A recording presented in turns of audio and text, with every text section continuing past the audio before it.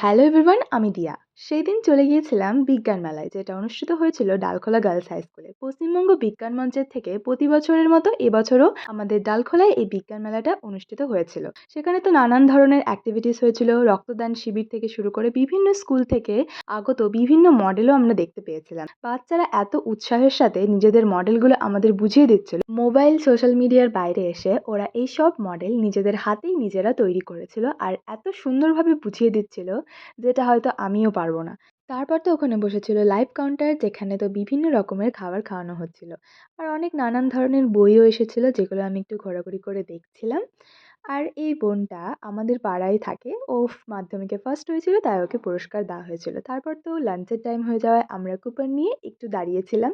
হ্যাঁ, লাইনে একটু দাঁড়াতে হয়েছিল, তো অবশেষে খাবারটা হাতে পেয়েই আমরা চলে গিয়েছিলাম মাঠে। ওই ছোটবেলার মতো স্কুল মাঠে বসে মিড ডে মিল খাওয়ার মতো খাচ্ছিলাম, বেশ মজাই লাগছিল। তারপর তো শেষে একটা কমলালেবু খেয়ে বাড়ি ফিরলাম। আজকের জন্য এতটাই, দেখা হচ্ছে অন্য একটা মিনি ব্লগে। টাটা।